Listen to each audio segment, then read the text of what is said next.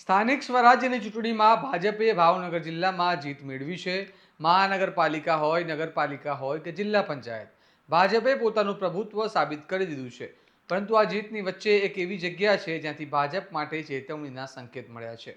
વલભીપુર તાલુકા પંચાયત, જ્યાં ભાજપનું ગઢ હોવા છતાં સત્તા હાથમાંથી સરકી ગઈ છે અને કારણ છે પક્ષની અંદરો અંદરની જૂથબાજી।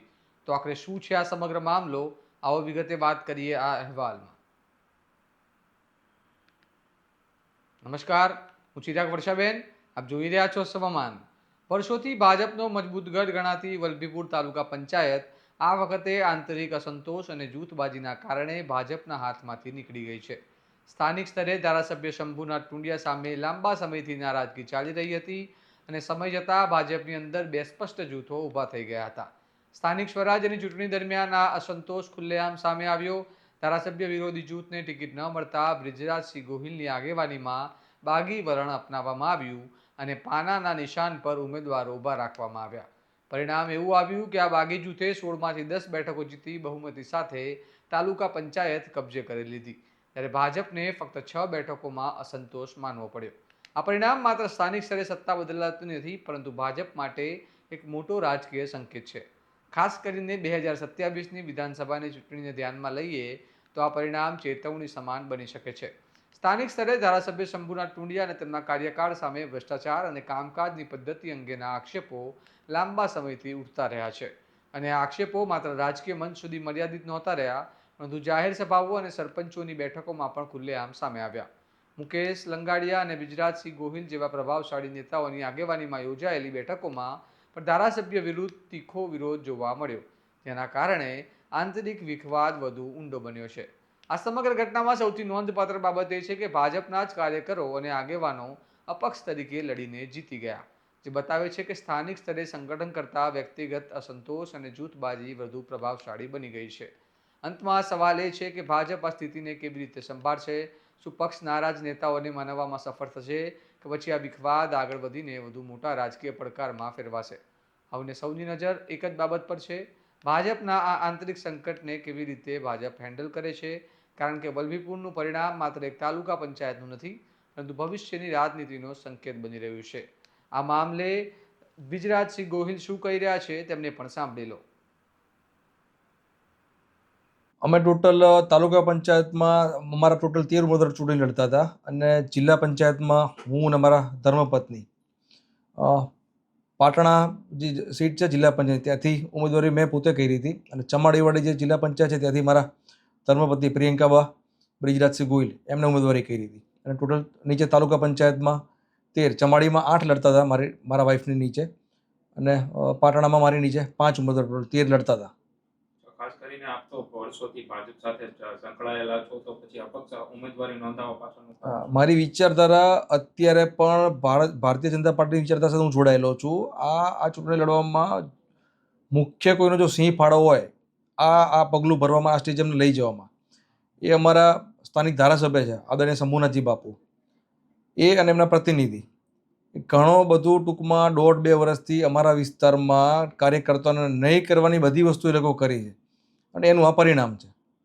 ભાજપ પાર્ટી દ્વારા અગાઉ તમને સસ્પેન્ડ પણ કરવામાં આવ્યા હતા અને એ સાથે પણ અન્ય કાર્યકરોને સસ્પેન્ડ કરવામાં આવ્યા હતા, તો હવે પછીનું સ્ટેન્ડ શું છે? હવે પછી અમે ઉમેદવારો છે નીચેના 10 ઉમેદવારો, એ બધા અમે ભેગા થશું અને આગળની રણનીતિ શું નક્કી કરવી એ બધા ભેગા થઈને અમે નક્કી કરશું બધા કે આગળ શું કરવું એમ। ખાસ કરીને તાલુકા પંચાયતમાં એવું કદાચ પ્રથમ વખત બન્યું છે કે અપક્ષનું શાસન છે, તો વલભીપુર તાલુકામાં ક્યારથી તમે તૈયારી શરૂ કરી હતી અને અત્યારે જે પરિણામો આવ્યા છે, તો આગામી સમયમાં કેવા કામ? નહીં, તૈયારી તો અમારે ચૂંટણી લડવાની વાત હતી ત્યારે ચૂંટણીની ટિકિટ જ્યારે ટૂંકમાં પક્ષની ટિકિટ જ્યારે માંગી, ટિકિટ તો અમે ભાજપમાંથી જ માંગી હતી મેં। પછી પાર્ટીએ નક્કી કર્યું કે તમને ટિકિટ આ વખતે આપવાની છે નહીં, ધારાસભ્યની સ્પષ્ટ ના છે, ધારાસભ્યએ ઉપર એવી રજૂઆત કરી હતી કે આ ટિકિટ કોઈ હિસાબે તમારે આપવાની નથી। પછી અમારા પાર્ટીના જે તે હોદ્દેદારો હતા એમને બધાએ મને સમજાવીને કીધું કે ટિકિટ તમને નહીં મળે, નીચે તાલુકાની 4 ટિકિટ તમને આપવાની છે, તમે જેને કહેવાનું ચૂંટણી લડાવશું। તો પછી એમાં એ લોકોએ કન્ડિશન એવી મૂકી કે 4 ટિકિટ જે લડાવવાવાળો જે વિષય છે, અલગ અલગ સીટ ઉપર 4 ઉમેદવાર લડાવવાના।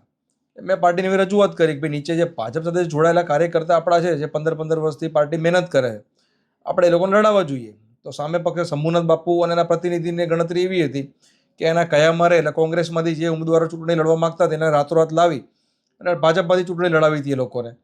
પછી બીજું એ લોકોએ એ વખતે વાત એવી કરી આપણને કે ભાઈ 4 ઉમેદવારોને ચૂંટણી લડાવવા માટે અમે મેન્ડેટ ટૂંકમાં ભાજપનો મેન્ડેટ ટૂંકમાં તમને આપશું, પણ એક સાથે મેન્ડેટ આપશું. આ 4 ઉમેદવાર છે એમને અમારા ભાજપના કાર્યાલય ઉપર આવવાનું નહીં, એ લોકો એમનું સ્વૈચ્છિક અલગ કાર્યાલય બનાવવાનું 4 ઉમેદવાર પૂરતો. અને બીજી વાત એમને એવી કરી હતી કે પ્રચાર કરવાનો જે ગામડે ગામડે પ્રચાર કરવાની વાત આવશે એમાં એ લોકો અમારી સાથે જોડાવાનું નહીં પ્રચારમાં. તો મેં કીધું ભાઈ પ્રચારમાં જોડાવાનું નહીં, કાર્યાલય અલગ બનાવવાનું, તો પછી ટિકિટ આપીને મતલબ શું છે? એટલે આ નીચેના જે કાર્યકર્તાઓ છે એમને આજે ભાજપ સાથે વાંધો નહોતો અને ચૂંટણી લડ્યા ત્યારેય વાંધો નહોતો. આ જે વિષય આખો છે તો ધારાસભ્યનો જ વિષય હતો અને પ્રતિનિધિનો જ વિષય હતો. એક બાજુ મુદ્દો હતો ભ્રષ્ટાચારનો અમારો, કે તાલુકાની અંદર સરકાર જે બી સહાય આપે છે, સરકારની જે ગ્રાન્ટ આવે એ ગ્રાન્ટનો પૂરેપૂરો ઉપયોગ તો થતો નથી. એમાં 5%, 10%, 15%, 20% એમ બાળતા છેલ્લે ટૂંકમાં કામ કરવાનો જ્યારે વિષય આવે ત્યારે ભ્રષ્ટાચાર પૂરેપૂરો કરી અને એ તરફ જ આખો મુદ્દો ટૂંકમાં લઈ જાય છે. એ બાજુ જ બધા કામ કરતા છે. એટલે અમારી જે આખી ટીમ ચૂંટણી લડતી હતી એમાં મેઇન ટાર્ગેટ ભ્રષ્ટાચારનો હતો. ભાઈ તમે આ તાલુકામાં 50 તાલુકો આપણો છે, તો આ તાલુકામાં સરકારની જેટલી સહાય, સરકારની જેટલી ગ્રાન્ટ આવે છે, હા બાપુ પોતે પૈસા નહીં લેતા હોય, પણ બાપુના જે પ્રતિનિધિ એની યારે જોડે જે ટીમ હતી એ લોકો બધી વસ્તુ કરતા હતા. એટલે અમારા ચૂંટણી અંદર એક એ મુદ્દો હતો કે ભ્રષ્ટાચાર વિના ટૂંકમાં શાસન થાય. અને હાલ તો એક ચક્ર શાસનથી આ લોકોનું તાલુકામાં જે વધી ગયું હતું, હું જેમ કહું એમ જ બધું થાય, એની સામેની અમારી લડાઈ હતી. ભાજપ સામેની અમારી આ કોઈ લડાઈ હતી નહીં.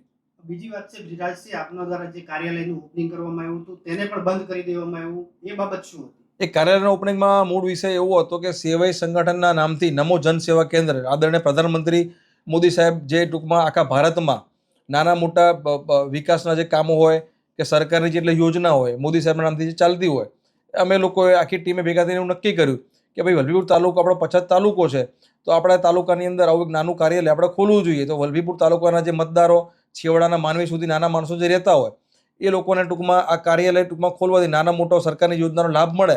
તો આ કાર્યાલય અમે ખોલ્યું. એમાં સરકારની જેટલી યોજનાઓ છે એ દરેક અમારી પાસે હાલમાં એનું લિસ્ટ પડેલું કે અમે કેટલા માણસો મદદરૂપ થયા છે. ઘણા બધા માણસો તો આ પત્રકારોનું કહેવા માંગુ એવા માણસો આવતો કે એની પાસે પોતાના ગામડેથી નીકળે ભાડાના પોતાના પૈસા ન હોય, જે હમણાં કાર્યાલય ઉપર આવતા બપોરે જમવા ટાઈમે પહોંચે અમે જમાડતા એને.